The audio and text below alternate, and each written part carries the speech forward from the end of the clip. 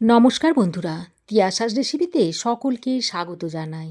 শীতের সবজি ফুলকপি দিয়ে আজকে আপনাদের বানিয়ে দেখাবো একদম শুকনো শুকনো ঝালঝাল দারুণ একটা ইউনিক রেসিপি, যেটা গরম গরম রুটির সঙ্গে খেতে দুর্দান্ত লাগে। শুধু রুটিই নয়, ভাতের সঙ্গে খেতেও এটা অপূর্ব লাগে। বলে চলুন আর দেরি না করে রেসিপিটা দেখে নেওয়া যাক। আমার চ্যানেল এখনও না সাবস্ক্রাইব করে থাকলে প্লিজ চ্যানেলটাকে সাবস্ক্রাইব করার অনুরোধ রইল। তো রেসিপিটা তৈরি করার জন্য এখানে আমি বেশ খানিকটা ফুলকপি নিয়েছি, আর ফুলকপির ফুলগুলোকে একটু মাঝারি সাইজ করে কেটে নিয়েছি। তারপর ধুয়ে পরিষ্কার করে নিয়েছি। আর নিয়েছি একটা ছোট সাইজের ক্যাপসিকামকে এইভাবে চৌকো করে কেটে নিয়েছি। একটা টমেটো এইভাবে চৌকো করে কেটে নিয়েছি। কিছুটা কাঁচা লঙ্কা মাঝখান দিয়ে ফালি করে নিয়েছি। আর এখানে দুটো মিডিয়াম সাইজের পেঁয়াজকে 4 টুকরো করে তারপর পাপড়িগুলোকে এইভাবে একটু ছাড়িয়ে নিয়েছি। তো এদিকে আমি একটা কড়াইয়ে বেশ খানিকটা জল আগে থেকে গরম করতে দিয়েছিলাম। এবার এই গরম জলের মধ্যে কেটে ধুয়ে রাখা ফুলকপিগুলো দিয়ে দিচ্ছি। সঙ্গে অল্প পরিমাণে একটু নুন দিয়ে দিচ্ছি। তারপর এই ফুলকপির ফুলগুলোকে নুন জলে এইভাবে একটু নেড়েচেড়ে মিশিয়ে নিয়ে 5 মিনিট মতো ভাপ দিয়ে নেব। তবে খুব বেশি সেদ্ধ করার দরকার নেই। এখন আমি একটা ঢাকনা লাগিয়ে দিচ্ছি। এদিকে আমি একটা বড় বোল নিয়েছি। এই বোলের মধ্যে নিয়ে নিচ্ছি 1 চামচ হলুদ গুঁড়ো, 1 চামচ দিয়ে দিচ্ছি ধনে গুঁড়ো, 1 চামচ দিচ্ছি জিরে গুঁড়ো, আর দিয়ে দিচ্ছি 1 চামচ কাশ্মীরি লঙ্কার গুঁড়ো। যে সমস্ত বেসিক মশলাগুলো ঘরে থাকে সেগুলোই আমি এখানে দিয়ে দিচ্ছি। আর 1 চামচ মতো আদা ও রসুন গ্রেট করে নিয়েছি, সেটা এর মধ্যে দিয়ে দিচ্ছি। আপনারা চাইলে বেটেও দিয়ে দিতে পারেন। এবার সামান্য পরিমাণে জল দিয়ে মশলাটাকে এইভাবে মিশিয়ে নিচ্ছি। তো দেখুন সমস্ত মশলার মিশ্রণটা আমি তৈরি করে নিয়েছি। দেখুন ততক্ষণে ফুলকপিটা 5 মিনিট ভাপে সেদ্ধ করে নিয়েছি। আর ফুলকপিটা দেখুন বেশ সুন্দরভাবে স্টিম করা হয়ে গেছে।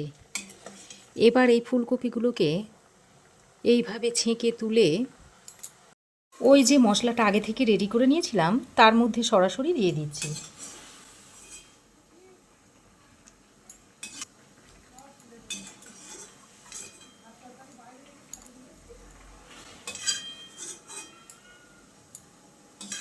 তো সমস্ত ভাপ দিয়ে নেওয়া ফুলকপিটা দিয়ে দিয়েছি। এবার আমি যে সবজিগুলো কুচিয়ে রেখেছিলাম সেগুলো এর মধ্যে দিয়ে দিচ্ছি। আর এখানে আমি 1 মুঠো মতো মটরশুঁটি নিয়েছি, সেটা এর মধ্যে দিয়ে দিচ্ছি। এবার আমি এর মধ্যে দিয়ে দিচ্ছি স্বাদ মতো নুন, আর সামান্য পরিমাণে একটু চিনি দিয়ে দিচ্ছি। তারপর সব কিছুকে একসঙ্গে ভালো করে এই মশলার সঙ্গে মিশিয়ে নিচ্ছি।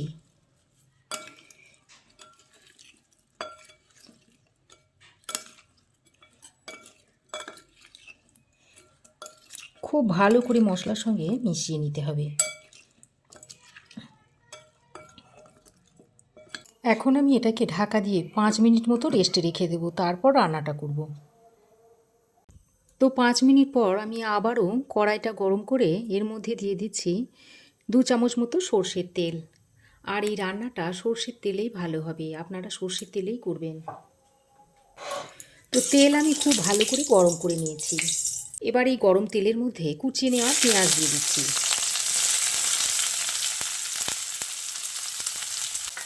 তারপর পেঁয়াজটাকে অল্প একটু ভেজে নেব।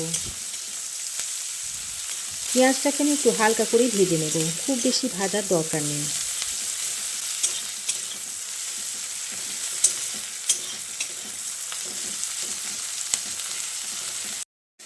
তো দেখুন পেঁয়াজ আমি হালকা ভেজে নিয়েছি। এবার আমি এর মধ্যে দিয়ে দিচ্ছি 1 চামচ মতো বেসন। তারপর বেসনটা দিয়ে পেঁয়াজের সঙ্গে খুব ভালো করে নেড়ে চেড়ে মিশিয়ে নিচ্ছি। এইভাবে যদি বেসন দেওয়া হয় তাহলে এই তরকারিটা একটু বেশ মাখো মাখো হয়। তো বেসনটা পেঁয়াজের সঙ্গে ভালো করে ভেজে নিয়েছি। তো দেখুন পেঁয়াজের সঙ্গে ভালো করে ভেজে নেওয়ার পর এবার আমি যে সবজিটা ম্যারিনেট করে রেখেছিলাম সেটা এর মধ্যে দিয়ে দিচ্ছি।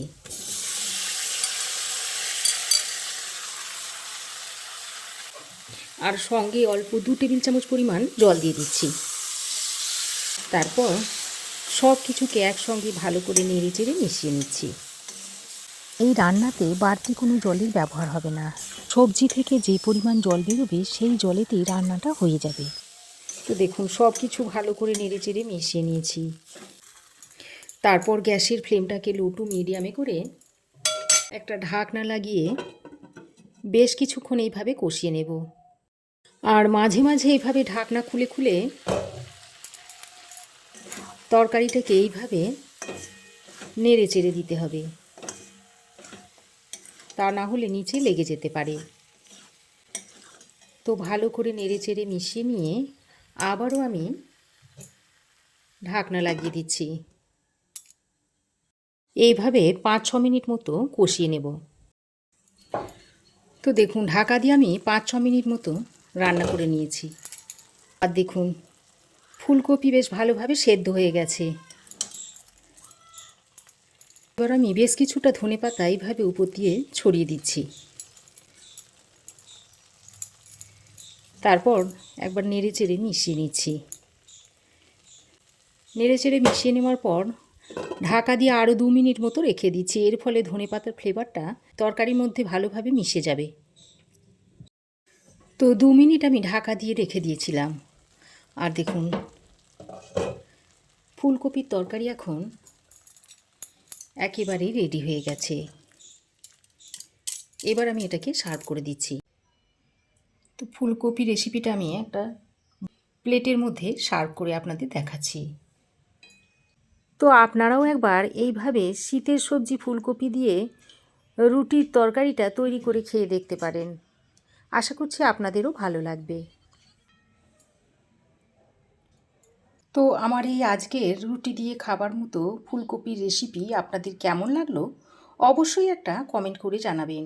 ভালো লাগলে একটা লাইক ও শেয়ার করবেন। পাশে থাকা বেল আইকনটাও অবশ্যই প্রেস করে দেবেন।